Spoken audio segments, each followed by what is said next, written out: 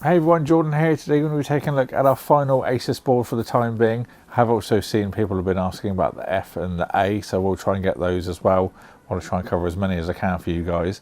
But we're looking at the X870E-E today.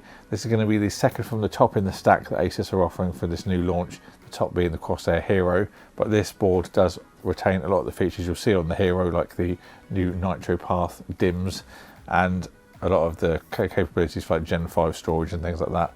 So this is a good, really feature-packed board that does save a little bit of the cost from the jump going up to the Hero. So let's just not waste any time and crack on with this one. Let's take the board out first. A very heavy board. I'll put that to the side and see what we've got underneath. So got a quick start guide. There's also an ROG keychain. On the right hand side we have got our Wi-Fi antenna, Wi-Fi 7. This is also magnetic and using the quick connects, which I'll show you in a minute. A few bits and bobs on the left. Let's see what's inside here. So we've got a couple of pads for M.2s. There's another quick release for an M.2, another pad for M.2s, two SATA cables, one of which is right angled. Got a couple of the M.2 Q slides, anything that you'll see on this board. Another couple of M.2 rubbers, some zip ties, and we've also got a spare thermal pad, which will be an extension if you're going to use a 110mm drive on an 80mm slot. Not too much in the terms of accessories, but we generally see that with the Hero or the bits and bobs. Also let me know if you'd like to see a video on that. I'll try and get one. But for now, let's look at the STRIX X870E-E. Well, there's a lot going on this board. There's also some little foam on the back just to protect the back side. Nothing really going on the back, but I think that can be a good thing because once it's installed on the PC you won't see it anyway, so that does save yourself some money. Absolutely chock-a-block, loads of different heat sinks. On this one we have got three really chunky ones. One of those is on the quick release, but look at that. We'll of course talk more about this in a minute, but that will just go in with a quick catch like that. On the top left we have got a little illuminated section of this. This has got a peel as well to then reveal. Oh, it's not coming off very well. There you go. That section now nice and matte with a little bit of gloss writing. Lots of little kind of like bits of information everywhere, which is something that some people might like, some people might not. Now let's just go back up to the VRM. Let's talk about that quickly. This is using a 18+2+2 power stage, so very beefy, but you would expect that being a high-end board. That does also have some very chunky aluminium heat sinks or aluminum. You can also just about see the heat pipes going up between the top and the left hand side there as well. Now just before we look around the board, I want to give you a quick look against the X670E so you can see the visual differences. They've got a much more curved design on the VRM now, and it's gone a little bit more matte, unlike the kind of squared off and the triangular sides that you'll see on the previous generation. I will be using the X670 board in a couple of benchmarking videos and also a build very soon. I've wanted to do something with this for the longest time as there's been so many releases, but after we get all these out of the way, it will be loads of builds on the channel, so get subscribed and ding the bell so you don't miss those. Got some really nice ones coming up. So let's take a look around the board. On the top left hand side we have got two 8-pin EPS connectors. These are solid pins and also shielded. This will be a board that a lot of people will overclock with, so of course you're going to want some nice clean power. On the right hand side we have got four 4-pin PWM headers. We've got a CPU fan, an optional aero pump, and also a channel fan. They're under some little covers just to protect them.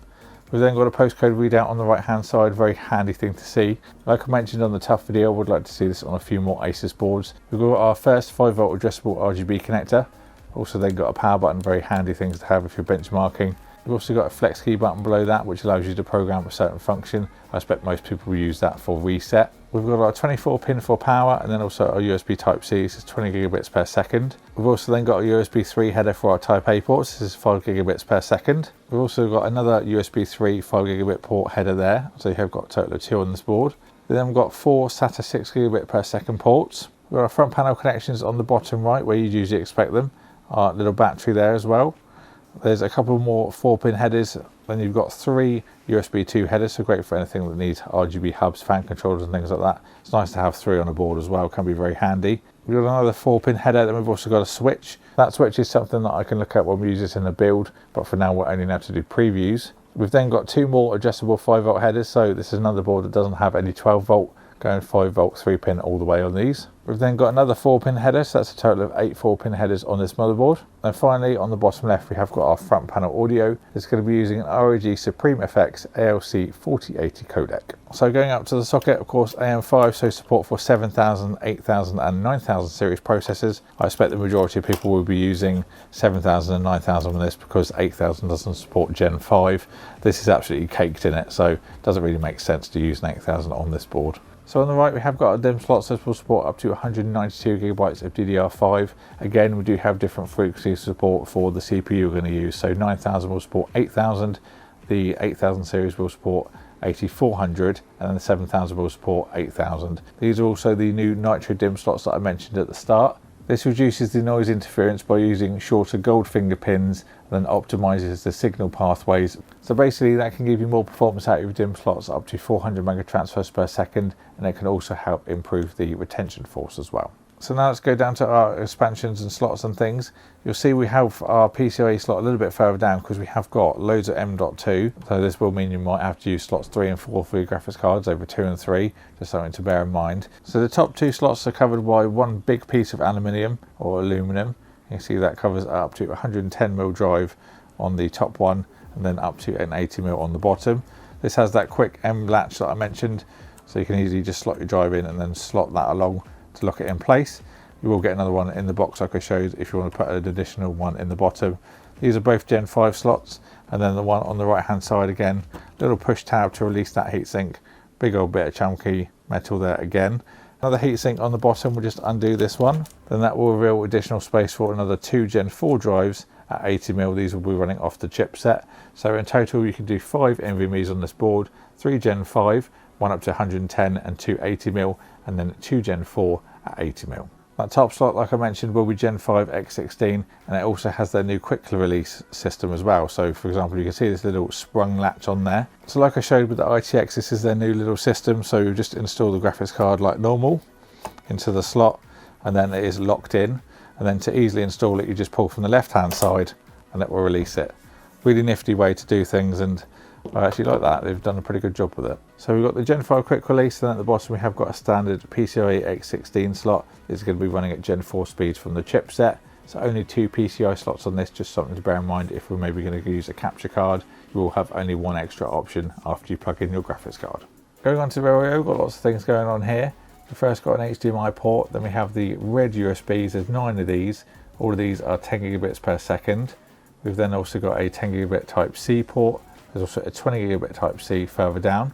A couple of buttons for a clear CMOS and also a BIOS flash button. Very handy things to have. You can install a new BIOS without needing a CPU installed. We've then got our USB 4 Type C connections at the top, so 40 gigabits per second. These also support DisplayPort.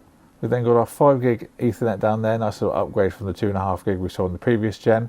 Our Wi-Fi 7 antenna points, so these will just easily clip on like so. No need to thread them on, so it's nice and easy.